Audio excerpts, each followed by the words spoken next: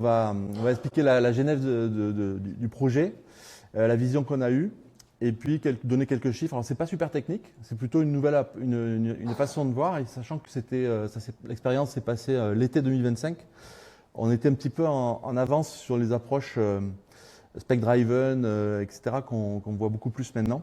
Voilà, donc c'est vraiment un partage, un Rex du terrain qui nous a bluffé sur le jour J quand ça s'est passé. Donc 2 mots sur moi-même. J'ai été CTO de plusieurs sociétés sur Montpellier, SMAG, Rakuten et Agisoft. Et puis je suis passé par SMAG, c'est le groupe InVivo, et avant j'étais dans des boîtes un petit peu plus grosses, et aussi d'autres SN sur Paris. On va passer là-dessus. Bon, je suis plutôt tech, plutôt système. Et depuis, lors d'un voyage, lorsque j'étais chez Rakuten pour aller à Bordeaux, au BDX.io, c'était le 1er décembre 2022, de mémoire. C'est le jour où sortait ChatGPT. Et j'ai pas dormi du voyage. Pendant le train, ça venait de sortir le soir. On a vu ce qui était possible de faire. Et depuis, je crois que tous les jours, on voit des choses nouvelles, que ce soit chez Claude ou autre. Et voilà, on s'éclate bien. Voilà. Et donc, je suis impliqué maintenant dans GNI Montpellier, mais aussi sur Digital 113, Sonytech. Voilà, donc plutôt impliqué dans la vie locale. Donc, beaucoup de gens disent coder une application 100% avec l'IA, c'est pas possible. Eh bien, regardez les news qui sont pas très vieilles. Hein. C'est un des patrons d'Anthropic, pas d'Helio, mais un des premières personnes d'Anthropic. Il a recodé un compilateur C sans taper une ligne de code, juste en fournissant les spécifications du langage C à Claude. Et ça aboutit à un compilateur qui, à partir de langage C, génère du langage machine. Pour ceux qui sont déjà amusés à essayer de coder un compilateur, c'est chaud. Et donc, c'est pas GCC, c'est pas le plus compliqué. Il a fait une version relativement simple, mais ça fonctionne. Et on était en février 2026, et chaque jour, ça s'améliore. On a aussi quelqu'un d'OpenAI il y a un article qui a été publié, qui a fait une appli interne chez OpenAI qui a été 100% générée par Codex. Il fallait bien qu'il réponde 6 jours après, vous voyez la date. Ce n'est pas une application qui est ouverte au grand public, elle est interne, mais beaucoup de gens s'amusent un petit peu pour des applications non customer facing à développer avec l'IA, et ça fonctionne. Et le lendemain, sur TechCrunch, il y a une annonce qui dit que chez Spotify, qui est une référence dans les grosses sociétés, dans la qualité du code, etc. Spotify a beaucoup partagé de choses dans leur système interne. Leurs meilleurs développeurs ne codent plus depuis décembre.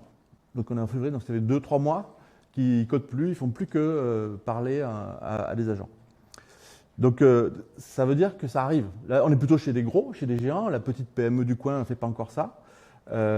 Mais les ESN comme nous, et puis je sais pas, certainement chez vous aussi, vous avez commencé à coder. Au départ, c'était pour faire des fonctions, c'était pour faire les tests, etc. Et là, on commence à avoir des trucs qui commencent à faire des applis en entier, quoi. Et c'est un peu ça que j'ai découvert l'été dernier et que je veux vous partager. Donc le point de bascule, c'est novembre 2022, comme je disais. Donc chez mon ancien employeur Rakuten, on avait lancé quelques initiatives à l'IA. Donc on a pu s'amuser parce qu'au départ, c'était vraiment de la découverte, à faire des choses. Et puis plus récemment, là chez Exabrica, on a fait des initiatives au sens où on a ouvert open bar toutes les licences. Si quelqu'un veut le Cloud Max à 180 €, on dit vas-y. Mais par contre, tu nous fais un Rex sous forme d'apéro, comment on appelle ça, bring your brain back lunch, là, BBL. Et puis même Mehdi va venir chez nous présenter des choses. Donc voilà, il faut aussi faire participer les collaborateurs pour acculturer et puis casser les barrières. Donc beaucoup de choses en interne. Et puis on a commencé à mettre en place des outils de veille aussi sur les outils. Maintenant il y a une newsletter hebdomadaire qui sort aussi sur l'IA chez Exabrica, elle est disponible sur LinkedIn. Et puis pendant 6 mois on a accompagné un grand client sur le déploiement des outils de GenAI pour les développeurs. Donc ça c'était fin 2024. Fin 2024, 80 développeurs sur 5 continents qui étaient dans des équipes triées sur le volet. Il fallait des équipes plutôt matures, des équipes avec des process rodés en termes d'agilité et tout ça, qui soient capables de lancer des tests, de déployer facilement, etc. Parce que si on met un outil comme les accélérateurs, qui sont les outils d'IA qui génèrent des milliers de lignes de code et qu'il n'y a pas de contrôle, ça peut être la pagaille. Et puis, si on a des process qui ne sont pas bien rodés en termes de tests, etc., on va plus désorganiser l'équipe que l'aider. Donc voilà, on avait sélectionné et ça s'est très bien passé. Et donc, ce même client nous a demandé, à un moment donné, est-ce qu'on ne pourrait pas essayer de travailler sur une agentic factory? Alors, j'ai mis l'histogramme de ce qui s'est passé autour de ChatGPT à droite, mais c'est ce que je vous ai dit tout à l'heure. Donc avant de passer à l'échelle, de commencer à se dire de faire des applis en grand nombre, etc., il faut acculturer. Comme je disais, on ne peut pas mettre des outils comme ça entre les mains de n'importe qui sans qu'ils comprennent comment ça marche, que l'IA est entraînée sur des données qui existaient déjà, enfin tout ce que... Je pense qu'il y a un public connaisseur en face, mais voilà, l'IA n'est pas intelligente. L'IA, elle fait juste que répéter par statistique ce qu'on y a appris. Par contre, on va devoir la guider, etc. Donc il faut expliquer ce mécanisme-là. Il faut aussi gérer le facteur humain, parce que il y en a qui embrassent, qui vont en courant, ils sont super contents. Puis il y en a qui partent en courant, parce qu'ils ont peur. Puis c'était une boîte où il y avait un volet social important. Et les syndicats peuvent me poser des questions, mais vous mettez l'IA, mais est-ce que c'est pas pour virer les gens? Non, c'est vraiment pour accélérer et il faut embrasser cette techno pour être toujours dans le vent. Donc il faut gérer ça. Puis après j'ai l'équipe de sécurité qui débarque et qui me dit mais vous allez mettre de l'IA, mais là est-ce que ça passe les tests de sécurité? On l'embarque aussi dans le projet et on lui explique tous les garde-fous qu'on va mettre, etc. Puis s'il veut rajouter les siens, c'est très bien. Donc voilà, ça ne se fait pas en claquement de doigts en disant on commence lundi et c'est parti. Il faut une petite période d'acculturation avant même de démarrer le projet. Le défi, il s'est posé pendant l'été 2025. Donc le même client, mais une autre division, nous demande de concevoir une application assez complexe avec beaucoup de règles métiers. Les specs en Word, c'était un document de 400 pages, sans les Figma qui étaient à côté. Donc un gros projet qui avait été estimé en interne à 600 jours. Et puis ils avaient fait estimer aussi par une ESN qui était ambitieuse, qui disait nous en 200 on le fait. Et donc déjà le client il me dit mais moi 600, 200, je ne comprends pas, on est en train de me berner. Est-ce que tu ne veux pas essayer avec l'IA? Alors il faut se remettre en mai-juin 2025. J'ai dit, je ne sais pas si ça va marcher, une grosse appli comme ça, j'y crois pas trop. Par contre, on peut essayer. 3 semaines, on fait un sprint zéro d'une semaine pour essayer de tout caler. Et on se fait 3 semaines à fond et on voit ce qu'on peut faire. Mais je ne suis pas sûr que je finisse les 90 écrans qu'il fallait faire de l'appli et tout ça. Bingo, on part là-dessus, sur un forfait, c'est notre approche. Et il nous fournit les spécifications fonctionnelles, les spécifications techniques. Volontairement, on n'y rentre pas trop dedans.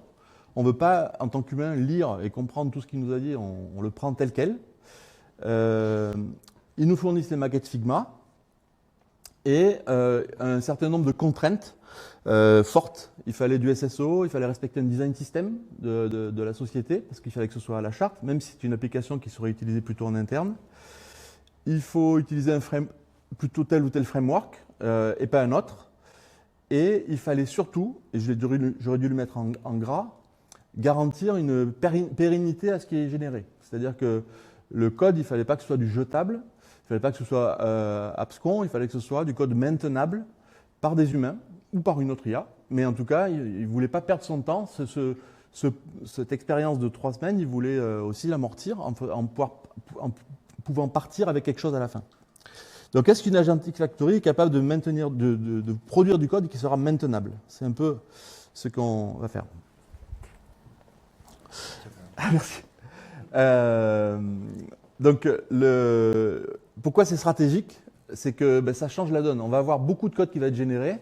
Et si on ne fait pas du code qui est récupérable d'une manière ou d'une autre, on va avoir des tonnes de lignes de code qui vont ou être jetées à la poubelle, donc on perd l'énergie, enfin, toute la consommation que ça produit, etc.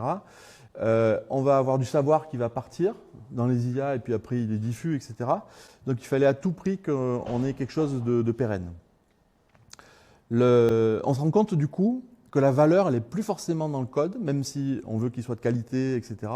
On se rend compte que la valeur, elle est dans l'intention. Qu'est-ce que je veux faire? Quel est mon livrable attendu? L'architecture et la conformité par rapport aux règles de sécurité, par rapport à rentrer dans un SI assez complexe.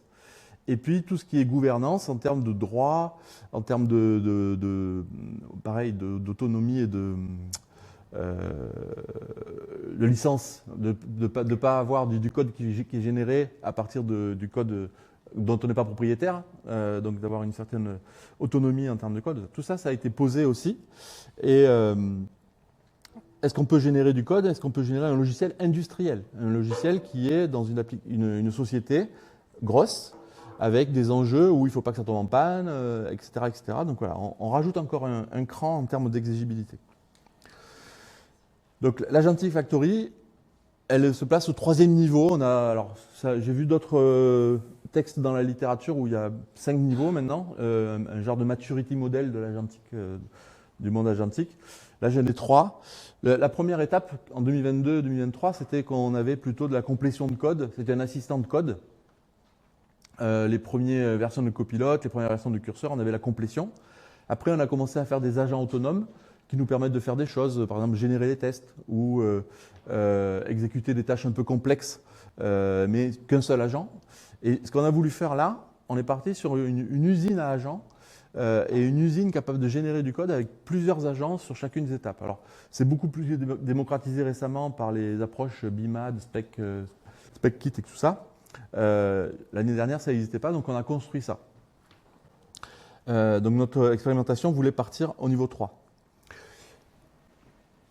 La solution qui a été générée, elle a produit non seulement le code, mais elle a produit la documentation qui va avec. Il fallait qu'on ait un DAT, il fallait qu'on ait des README, bien sûr, les ADR, tout soit généré automatiquement, comme si des humains faisaient l'application. Le SSO était mandatory de la part du client.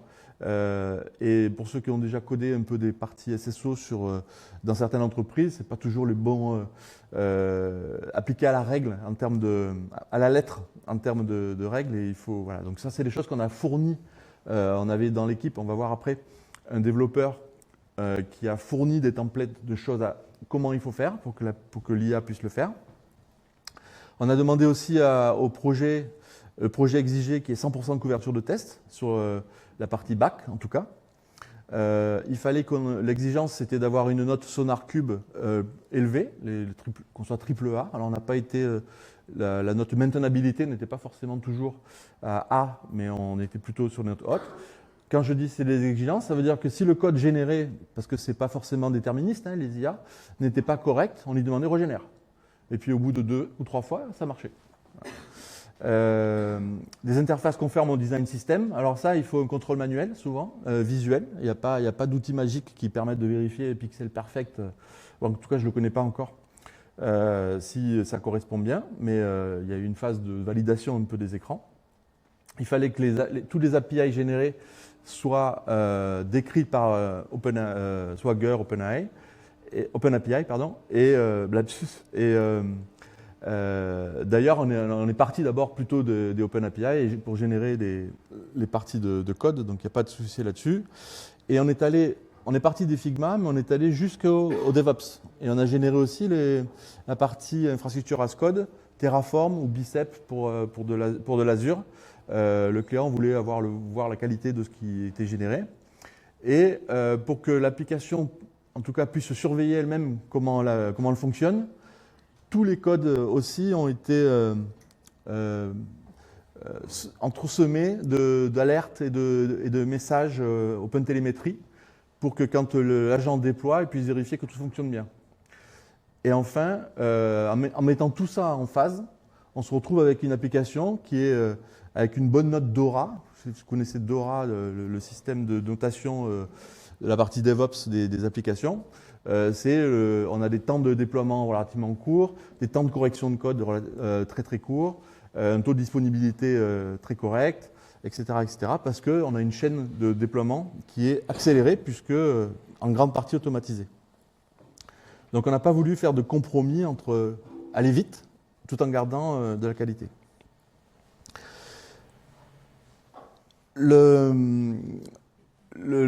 premières applications qu'il y avait à cette époque-là, 2025, c'était Lovable, un des premiers qui avait commencé à sortir des trucs qui permettaient de faire des applis sans coder, juste en donnant les specs.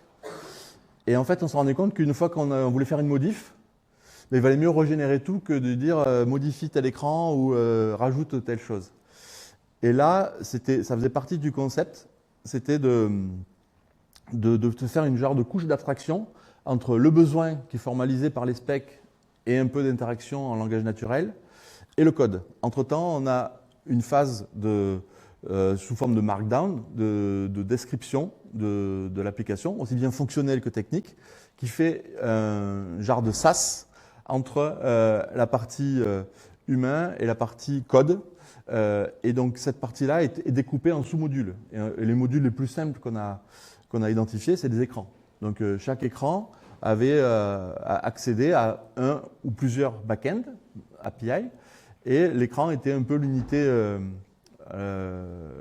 élémentaire. Et si on voulait rajouter des fonctionnalités, on pouvait les rajouter sur un écran ou les rajouter sur un back-end, une API, sans tout casser. Et je vous raconterai après l'anecdote, on a fait le test et ça fonctionne. L'autre contrainte, c'était qu'un humain doit pouvoir intervenir. On doit pouvoir modifier ou le code, ou le fichier intermédiaire qui est en anglais, ou bien sûr rajouter aussi dans un langage naturel des choses. Donc on a une maintenabilité croisée, à la fois l'IA peut maintenir l'appli, et à la fois l'humain peut maintenir l'appli. Le point que vous entendez beaucoup parler en ce moment, c'est les guardrails, les garde-fous. C'est qu'à chaque étape, que ce soit en alimentation avec les données de spec qui arrivent, les spécifications, les Figma, etc., il y avait un nombre important de contrôles qui étaient faits pour éviter d'injecter cheat in, cheat out, d'injecter des saletés dans le projet. Les tests automatiques, ils devaient être générés et fonctionner. S'ils ne fonctionnaient pas, on régénérait le code. Et en fait, le côté boucle fait, donc avant que Ralph, là, le système de loop se mette en place, on avait fait un petit peu ça aussi. Et une étape qu'a mis en place aussi Adrien, c'est que on a beaucoup utilisé Claude, et il y avait encore du cursor dans les premières parties du projet, et on se servait de cursor comme un peu juge de ce que faisait Claude, le LLM as a judge. C'est un LLM qui contrôle un autre LLM pour voir si ce qu'il fait, c'est pas n'importe quoi. Et donc, une fois que l'application est déployée, alors pas forcément en prod, mais dans un environnement de développement, les logs sont analysés aussi. Et s'il y a des choses bizarres dans la log, ça régénère, si nécessaire, du code. Donc l'IA peut faire des choses, mais elle n'est pas libre. Elle est contrôlée par une autre IA, en tout cas d'autres éléments qui font qu'on arrive à avoir un mécanisme qui fonctionne. Donc maintenant, quelques chiffres. Donc 3 semaines de dev, 1 semaine de préparation, le sprint 0. 2 sprints où on a vraiment fait, des sprints d'1 semaine, des sprints où on a vraiment fait la factory, et un sprint où on a généré des écrans. À la fin, on a commencé à aller, go, on y va, on génère l'appli. Les outils, donc Cursor pour le dev qui était dans la boucle et les IA ingénieurs. Du code custom avec les API Claude. Et on a voulu tester un outil de revue de code, CodeRabbit. Alors l'année dernière, il n'était pas sec. Maintenant, ça va mieux. Mais l'année dernière, ça ne marchait pas, ça a été un échec. Et on a généré 7 parties de l'application très complexes. Alors je vous ai dit tout à l'heure, il y en a 80 en tout. Ben, en 3 semaines, enfin en 1 semaine de génération, on en a généré 7. Il y a eu dans la semaine, il y a réellement 2 jours où ça marchait bien, il y a eu du tuning, etc. Et qu'est-ce qu'a fait le client avec que ces 7 écrans? Ben, c'était les écrans principaux. C'était pour le MVP, ça suffisait largement. Et il a été très content. Je vous ai parlé de plusieurs agents. Il y en avait 6 qui étaient complètement dédiés à ça. Un pour le front, un pour le back, un agent debugger, un agent DevOps, et il m'en manque un, 2, 3, 4. Il y avait un agent de contrôle aussi qui était un petit peu l'orchestrateur. Les enseignements. Alors je remets la date parce que c'était vraiment l'été dernier, donc par rapport à tout ce qui s'est passé depuis, des fois ça fait une éternité. Le client a été largement convaincu et au-delà de ses attentes, au point où aujourd'hui on est en train d'industrialiser le projet. Le PO, pendant la dernière démo du dernier sprint, a dit mais les filtres que vous avez mis là pour afficher une liste de devis, les filtres que vous avez mis, c'est pas comme ça que je le voyais. Je voyais plus avec une pop-up et puis beaucoup plus de filtres. Ben, vas-y. On a tourné le clavier vers le PO, il a tapé sur l'écran d'affichage des devis. J'aimerais avoir des filtres sous forme d'un pop-up. Il a écrit comme ça, en anglais, parce que c'était en plus. Et ça a remouliné un petit quart d'heure, ça a fait la boucle, etc. Et l'écran a changé. Et sans casser tout ce qui avait été fait avant, ça n'a pas régénéré toute l'application. Donc là, encore plus satisfait le client. Ce qu'on a aussi appris, c'est qu'il faut quand même un profil tech dans la boucle. On ne peut pas avoir que des PO là-dessus. Il faut un profil tech parce qu'à un moment donné, il y a un peu de glu à mettre. Comme je vous ai dit, le design system, il a fallu donner des exemples le storybook ne suffisait pas, donner des exemples de code, l'authentification SSO aussi. Les tests end-to-end, à l'époque, on n'a pas eu le temps de les faire, je ne vais pas mentir. On s'était dit, puisqu'on a les specs, puisqu'on a tout, on peut aussi générer les specs end-to-end, et ça, c'était pas mature. Aujourd'hui, il y a beaucoup plus de choses, et je pense qu'on peut faire des choses. La revue de code, avec CodeRabbit, ça fonctionnait bien avec GitHub. Et nous, on était sur GitLab. Et c'était pas forcément... alors, c'était avec le Azure qu'il avait du mal aussi. Ils s'étaient focalisés sur AWS et un fournisseur de sources et ça fonctionnait pas très bien. Aujourd'hui, CodeRabbit marche mieux. En plus, cet été-là, ils se sont fait pirater, je crois, en plus, CodeRabbit. Et puis, il y avait des limites sur le SDK de Claude à l'époque, qui était... au niveau du contexte, on ne pouvait pas faire tout ce qu'on fait aujourd'hui. Donc on a aussi dû tricher des fois, faire des choses en 2 fois plutôt qu'en une, etc. Donc, beaucoup d'enseignements, on a beaucoup grandi avec cette expérimentation. J'accélère un tout petit peu. Concrètement, comment ça marche? Bien, en gros, c'est une application front auquel l'utilisateur fait face. L'utilisateur, ça peut être un PO ou ça peut être le tech, qui va donner des spécifications techniques ou donner des spécifications fonctionnelles avec un upload de fichiers Word ou de donner toutes les maquettes Figma. Le back-end, notre projet va mouliner et générer, comme je disais, un ensemble de fichiers MD qui sont des fichiers intermédiaires avant la génération de code. Et alors après, on imagine, à partir de ces fichiers-là, on va avoir d'autres étapes de génération de code et de découpage, etc. Il pose des questions, il y a des prompts qui vont poser des questions s'il manque des infos. Tu n'as pas dit, je ne sais pas, combien de colonnes dans tel tableau, etc. Il va pas supposer des choses s'il ne sait pas. Il va demander, voilà. Donc voilà, il y a une notion de spécification d'écran et implémentation d'écran, développement d'écran. Comme je disais, on spécifie et on développe. Donc c'est une phase à chaque fois où ça itère.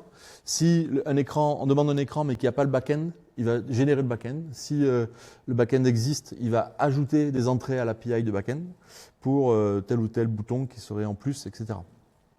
Donc après, il y a le debugger, comme je disais, qui surveille les logs, qui regarde aussi si les tests passent et si c'est nécessaire, il régénère le code. Si le front ne va pas, il va aussi dire au front de régénérer.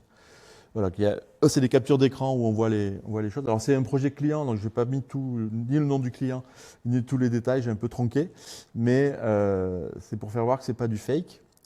Et tout ça, c'était 3 personnes. J'avais 2 IA ingénieurs, donc Adrien, qu'on connaît bien, puisqu'il est co-organisateur de tout ce qui est GNI Montpellier, que capté l'été dernier. Parce que moi, chez Exobrica, l'été dernier, j'avais pas beaucoup de monde. Le client me demande ça, je dis ouais, on peut le faire. Mais ils sont en vacances là, on est au mois de août. Et donc par contre, les freelance, ils sont toujours chauds pour bosser. Donc Adrien et Victor en IA Engineer. Et moi, j'avais un dev qui a fourni la partie code qu'il a fallu livrer. Donc on a largement dépassé les horaires de travail traditionnels parce que c'était un peu passionnant. Donc même si jeudi c'est sur 3 semaines, c'était bien chargé. Et donc tout ça pour arriver sur la fin, maintenant on a touché un petit peu du doigt tout ce qu'on pouvait faire. Ce qu'on veut pousser maintenant, c'est de revoir un petit peu l'approche Software Development Lifecycle du spec, je fais les devs, JITER en agile, je fais le DevOps, etc. C'est à quel endroit je peux mettre un peu les agents qui vont me permettre d'accélérer la boucle de développement. Donc on a vu que la revue de code, c'était pas mature, mais ça avance beaucoup. Donc l'idée, c'est de fournir un outil, un système, pas un outil, un système complet pour que nos grands clients puissent commencer à générer des applications avec moins de ressources, mais du coup plus d'applications ou des applications plus sûres. Là, le client avec qui on travaille, il a les yeux qui brillent parce que tous les projets qui étaient dans les cartons, il dit on n'aura jamais le temps de le faire, etc. Ils sont en train de les mettre sur la planche de travail, on va dire, et on va essayer de faire ça avec eux. Et donc moi, le rapprochement que je vois de cette plateforme, c'est le rapprochement avec le platform engineering. Platform engineering, c'était un terme qui était pas mal à la mode ces dernières années pour améliorer la développeur expérience, où le développeur peut avoir sur étagère, en self-service, des outils faciles à utiliser pour accélérer son développement, etc. Il va avoir de nouveaux types d'outils qui seront ces petits agents qui vont fournir des briques complètes ou faire le contrôle, etc. Mais en tout cas, il y a toujours un humain dans la boucle, comme on dit, human in the loop, qui coordonne, etc. Et au niveau architecture, à ce jour, aujourd'hui, voilà, il y a des choses, quand on veut faire un peu des choses performantes, des choses qui sont réactives, etc., les humains sont encore, heureusement, plus forts. Donc le but, c'est de limiter la charge cognitive aussi, parce qu'on a beaucoup de choses à savoir. On va se concentrer sur l'essentiel, sur le métier, sur la valeur ajoutée. Et la qualité devient aussi obligatoire. On est obligé on ne peut pas, allez, les tests unitaires, je les ferai plus tard. Non, là, c'est obligatoire. Donc ça monte aussi le niveau de qualité. Et c'est une nouvelle arme qu'on a à notre disposition pour faire des plus belles applications. Je crois que j'avais une dernière partie. Donc en 2026, on pense que générer du code devient plus simple, mais on va avoir du coup un champ des possibles qui va être augmenté pour pouvoir aller peut-être sur des sujets où on n'osait pas aller, les projets qu'on se disait ça coûte trop cher ou etc. Ça va nous permettre de faire un pas plus loin. Donc l'assistance au codage devient vraiment une référence. Voilà, j'essaie d'aller vite parce que j'ai vu que le temps passait vite. Je vous remercie. Est-ce qu'il y a des questions ?